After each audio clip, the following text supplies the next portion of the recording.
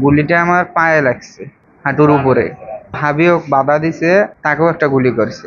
10টার সময় দোকান, আমার মাল বানাইছে বউ, দোকানে হোটেল খাজা বানাইছে। পরে খাজা নামাইছে, প্রথম কে বলো গোলাপ, মানে যে আমার গুলি করছে গোলাপ, ও এসে খাজা নিছে, হাত দিয়ে তুলে খাজা খাইছে। পরে আমার খাওয়ার পর আমার বাবা টাকা চাইছে, যে 7-এর সময় টাকা দেয়। সে বলে টাকা দিয়ে আর পারবো না, পরে দেবো। হাবু বলে 7-এর সময় টাকা দেয়, ওর কাছে আমরা 11 টাকা পাই, খাই টাকা দিতে চায় না। পরে টাকা চাইলাম, দেয় না। পরে আব্বু বললো যে 7-এর সময় টাকাটা দিয়ে যা। সে বলে টাকা দিব না, কি করবে করে। পরে সে আমার বাবাকে একটা ধাক্কা দিয়ে পানি খাওয়ারে গেল। পানি খেয়ে এসে তা আমি দুইজনে গিয়ে আবার ধাক্কা ধাক্কি শুরু হলো, তারে দুইজনে গিয়ে ধাক্কা দিলাম। পরে আমাকে আবার ধাক্কা দিল গোলাপ। পরে ওকে আমি ধাক্কা দিলাম, দুইজনই কাদয় পড়ে যাই। পড়ে যাওয়ার পরে সে বাড়ি যায়। বাড়ি যেয়ে সে 2-3 মিনিট পরে এসেই আমি দাঁড়িয়ে আছি রাস্তা। সে আমাক এখান থেকে মনে করেন এই দূর, এতখানি দূরত্ব হবে, ওখান থেকে আমাকে একটা গুলি মেরেছে। গুলিটা আমাকে লাগছে, আমি সঙ্গে সঙ্গে পড়ে গেছি। গুলিটা আমার পায়ে লাগছে, হাঁটুর উপরে। পরে ওর ভাবিও বাধা দিছে, ওর আপন ভাবি গোলাপের, তাকেও একটা গুলি করছে, তার পায়ের ভেতর দিয়ে বের হয়ে গেছে। আমি এটার একটা শাস্তি চাই, কারণ সে আমার তো বিনা অপরাধে গুলি করলো। গোলাপ প্রামাণিক, ওর বাবার নাম হচ্ছে তয়েজ প্রামাণিক, একই গ্রামের দক্ষিণ চকদারিয়া। তো এ তো প্রতিদিনের মতো দোকানদারি করে আর কি। ওই যে গত মানে আগের কিছু বাকি টাকা ছিল, আজকে আবার নতুন করে বাকি খাইছে আর কি।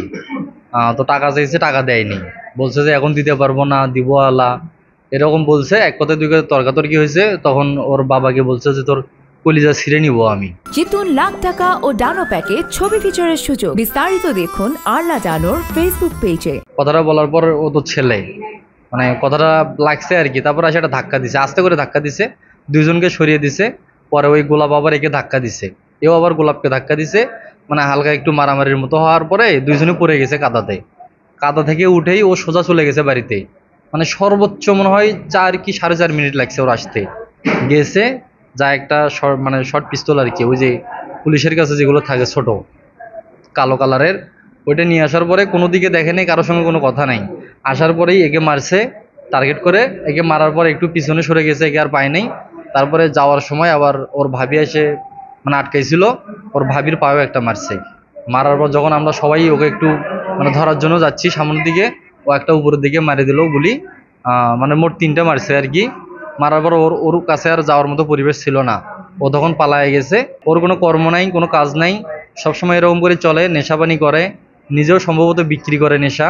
গত আওয়ামী লীগ সরকার শাসনে আমাদের যে এমপি ছিল পলাশবাড়ি সাদুল্লাপুরের স্মৃতি, অ্যাডভোকেট উম্মে কুলসুম স্মৃতি, তার হচ্ছে পালিত ভাগিনা, তার ছত্রছায়ায় সে বড় হয়েছে। তার প্রভাবটাই সে খাটায়। ওর নামে হচ্ছে অবৈধ অস্ত্র মামলা আছে, মানে ওর কাছে বিভিন্ন ধরনেরও অস্ত্র আছে। আর আমরা চাচ্ছি এটা একটা দৃষ্টান্তমূলক শাস্তি হোক। তো ওর কাছে হচ্ছে যত নানান রকমের হচ্ছে অবৈধ অস্ত্র আছে। ও হচ্ছে অনেক ডাকাতি, মানে চুরির যেখানে ওর নাম আছে, মানে যেখানে দেখবেন চুরি হয়েছে, ডাকাতি হয়েছে, ও সেখানে আছে। আমরা চাই যে এটার একটা দৃষ্টান্তমূলক শাস্তি হোক, যার কারণে সে পরবর্তীতে আর এরকম করতে না পারে। মামলার কার্যক্রম প্রক্রিয়াধীন।